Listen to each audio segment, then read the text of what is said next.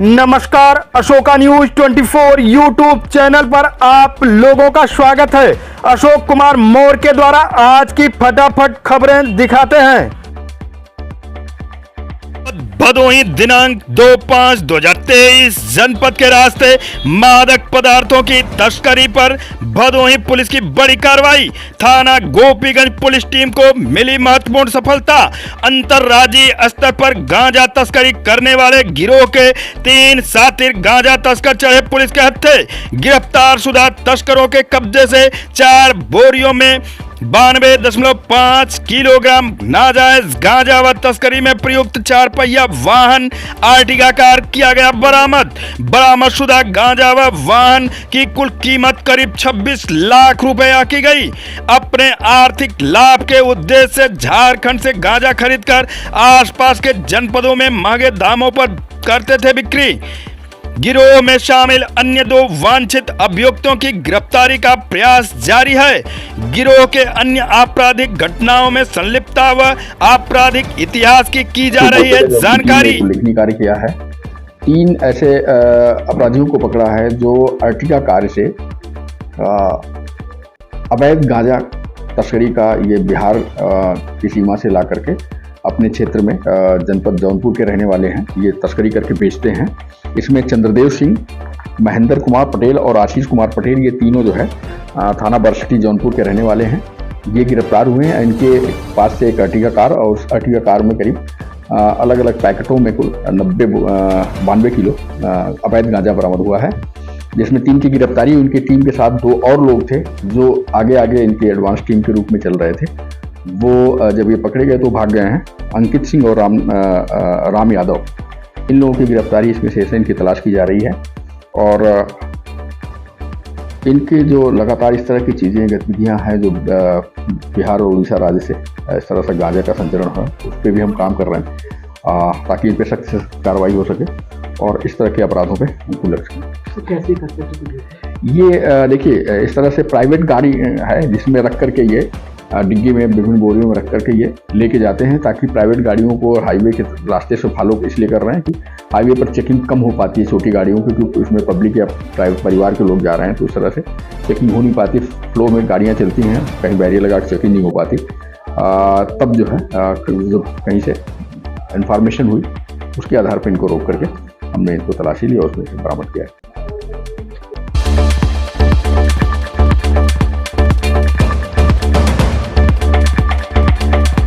जनपद भदोही में दिनांक 2/5/2023 को थाना भदोही व साइबर सेल की संयुक्त टीम को मिली महत्वपूर्ण सफलता। अंगूठा निशान का क्लोन व कूटरचित दस्तावेज तैयार कर रुपयों की ठगी करने वाले गिरोह का पर्दाफाश। गिरोह में शामिल 2 शातिर अंतर जनपदीय ठग चढ़े पुलिस के हत्थे। कब्जे से निशानदेही पर जनपद प्रयागराज स्थित अपार्टमेंट से कुल 194 अदद अंगूठा क्लोन में आधार नंबर व बैंक पर्ची किया गया बरामद। अंगूठा क्लोन बनाने संबंधित विभिन्न उपकरण पाली, stamper machine, printer machine, laptop, 2 biometric machine, मय OTG mouse, laptop, charger, net router, 5 MOPS machine व 5 ATM कार्ड, 3 मोबाइल, 1 पॉलीमर व इमेज डार्कनर भी किया गया बरामद। थाना भदोही व दुर्गागंज पर पंजीकृत रुपयों की ठगी के संबंध में 3 अभियोगों सहित अन्य घटनाओं का सफल अनावरण किया गया। साथ ही ठगों के 3 बैंक खातों से कुल 87,000 कराया गया फ्रीज। गिरफ्तार शुदा गिरोह के सदस्यों के अन्य बैंक खातों को भी कराया जा रहा फ्रीज। सीधे साधे लोगों को नौकरी व लोन दिलाने का झांसा देकर तथा ऑनलाइन भूलोक वेबसाइट से रजिस्ट्री कागजात डाउनलोड कर अंगूठे का क्लोन व कूटरचित दस्तावेज तैयार कर रुपयों के करते थे ठगी। गिरफ्तार शुदा अंतर जनपदीय ठगों के अन्य आपराधिक घटनाओं में संलिप्तता की जा रही जांच। गिरोह में शामिल 2 अन्य वांछित अभियुक्तों की गिरफ्तारी का प्रयास जारी। साइबर क्राइम टीम ने और थाना भदोही की टीम ने एक उल्लेखनीय कार्य किया है। इसमें एक ऐसे गैंग का पर्दाफाश किया है जो लोगों के नकली थंब इम्प्रेशन फिंगरप्रिंट बनाकर फिंगरप्रिंट का क्लोन बना करके उनके खातों से पैसा अपने खातों में ट्रांसफ़र कर रहे थे। इसके संबंध में थाना भदोही में 2 मुकदमे और थाना दुर्गागंज पे 1 मुकदमा पूर्व से पंजीकृत था, जिसका साइबर क्राइम ने इस पर वर्क किया और वर्क करने के बाद इसमें एक गैंग का वर्कआउट किया जिसमें ऋषिराज सिंह और रोहित कुमार और 2 और इनके साथी शुभम सिंह और शुभम द्विवेदी, इनमें 2 लोगों की गिरफ्तारी अभी हुई है, ऋषिराज सिंह और रोहित कुमार की। ये लोग ऐसे तरीके से करते थे कि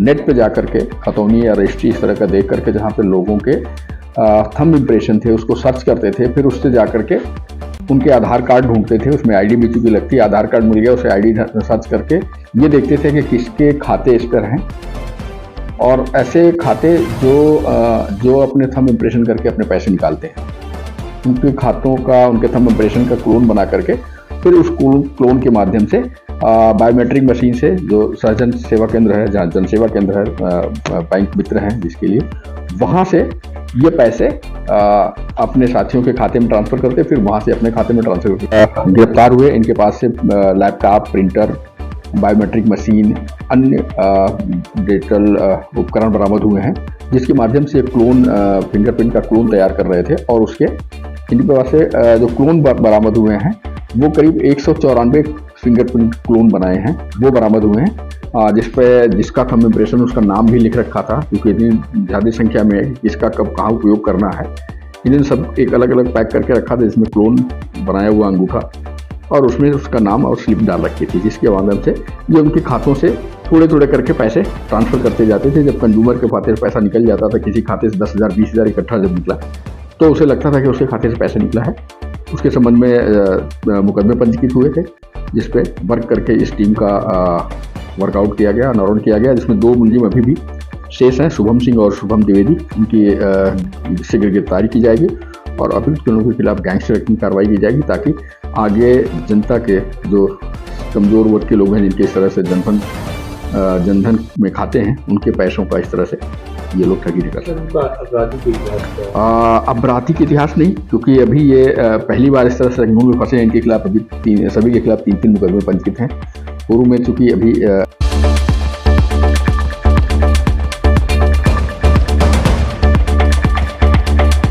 अबूझाल में फांसी लगाकर युवक ने दी जान। गोपीगंज कोतवाली अंतर्गत थाना क्षेत्र के माधोरामपुर में अबूझाल में फांसी लगाकर 22 वर्षीय युवक नागेश पाठक ने जान दे दी। सूचना पर पहुंची पीआरबी पुलिस धोती के फंदे से लटक रहे शव को नीचे उतारकर थाने ले आई, जहां पंचनामा कर शव को पोस्टमार्टम के लिए भेज दिया।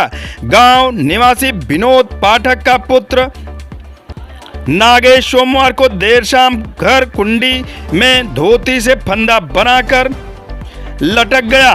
जब तक परिवार के लोगों की नजर पड़ती तब तक उसकी मौत हो चुकी थी। घटना की जानकारी पर पीआरबी पुलिस गांव पहुंची और फांसी पर लटक रहे युवक के शव को नीचे उतारकर कब्जे में ले लिया। युवक की मौत से परिवार में कोहराम मचा रहा। पिता जजमानी का काम करते थे, एक ही लड़का था जिससे घर का चिराग बुझ गया। मां का रोक रोकर बुरा हाल रहा।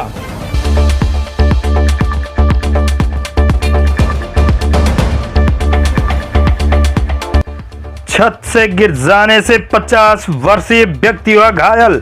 गोपीगंज नगर के पूरे रजई गांव निवासी मनसू गौतम 50 वर्ष छत से गिर जाने से गंभीर रूप से घायल हो गए। प्राथमिक उपचार के बाद रेफर कर दिया गया। घटना के संबंध में बताया जाता है कि अंशु गौतम सोमवार को सायंकाल भोजन करने के बाद छत पर बैठे थे। अचानक बारिश होने लगी। पानी बचने के लिए सीढ़ी की ओर जा रहे थे। इस दौरान पैर फिसल गया, जिससे छत से नीचे गिर पड़े। घायला अवस्था में उन्हें परिजनों द्वारा गोपीगंज स्थित सामुदायिक स्वास्थ्य केंद्र में उपचार के लिए भर्ती कराया गया, जहां उपचार के बाद हालत गंभीर होने पर उन्हें अन्यत्र रेफर कर दिया गया।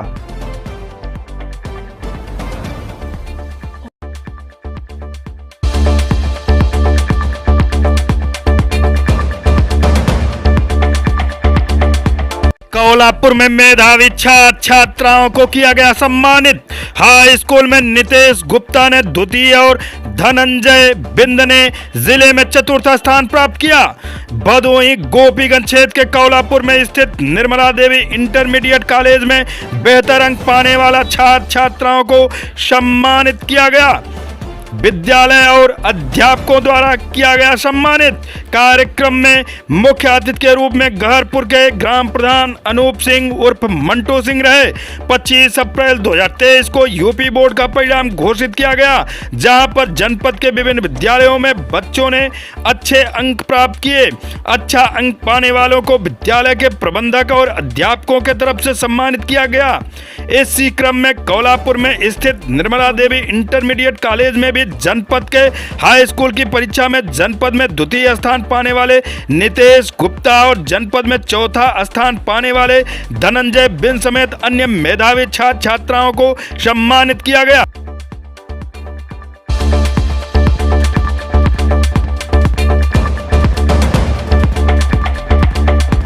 समाजवादी पार्टी से रामपुर नगर पंचायत प्रत्याशी प्रभात तिवारी का समर्थन करने पहुंचे भदोही विधायक जाहिद बेग। जौनपुर आगामी नगर पंचायत अध्यक्ष पद के चुनाव के मद्देनजर रामपुर में सपा कार्यकर्ताओं ने प्रत्याशी प्रभात तिवारी के समर्थन में सैकड़ों कार्यकर्ताओं ने कार्यक्रम कर किया जनता को जागरूक। इस कार्यक्रम के मुख्य अतिथि भदोही विधायक जाहिद बेग ने विपक्षी पार्टी पर निशाना साधा। इस कार्यक्रम के दौरान राकेश मौर्य कार्यकारिणी सदस्य उत्तर प्रदेश उपस्थित रहे।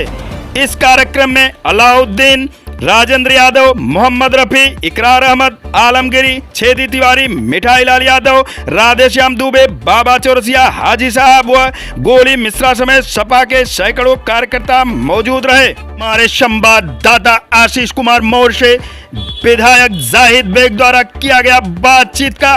वहीं से चल करके आप यहाँ पर आए हैं रामपुर की धरती पर, और क्या तैयारियाँ हैं, किस तरीके से जनता सपा को वोट दे, इसके बारे में बताएं। देखिए, मैं भदोही के बगल का विधायक होने के नाते पार्टी ने हमारा कार्यक्रम लगाया है कि रामपुर में पहली बार नगर पंचायत के चुनाव होने जा रहा है और नौजवान साथी प्रभात तिवारी को समाजवादी पार्टी का उम्मीदवार बनाया है।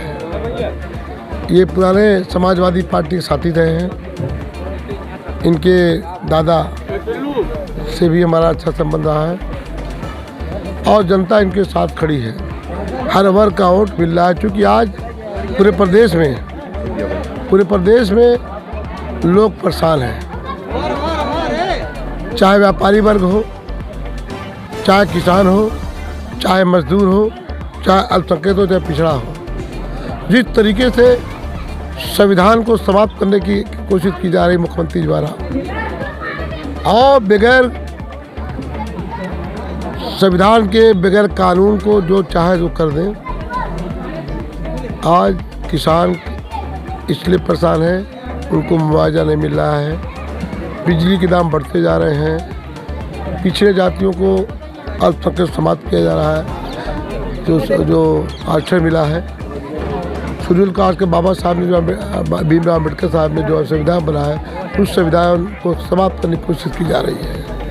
आज बिजली के नाम पे जिस तरह उत्पीड़न की जा रही, समाजवादी पार्टी सरकार थी तो बिजली कनेक्शन का उत्पीड़न नहीं हो रहा था।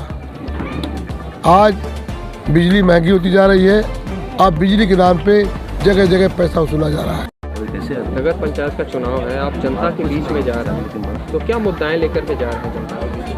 मैं प्रभात तिवारी रामपुर नगर पंचायत से पहली बार सपा से चुनाव लड़ रहा हूँ और यहाँ नगर पंचायत पहला नगर पंचायत है और मैं जनता के बीच में चेयरमैन चुन के आ रहा हूँ। इसके बाद मैं रामपुर की जितनी भी समस्या है, रोड की, नाली की, लाइट की और जैसे सोलर पम्प इत्यादि कोई भी समस्या जनता की, उनके बीच उसका समाधान करेंगे और कभी भी जनता को किसी प्रकार का प्रताड़ित नहीं होने दें किसी। ऐसे ही खबरों को पाने के लिए हमारे चैनल को सब्सक्राइब करें। फिर मिलते हैं अगले समाचार के साथ, तब तक के लिए नमस्कार।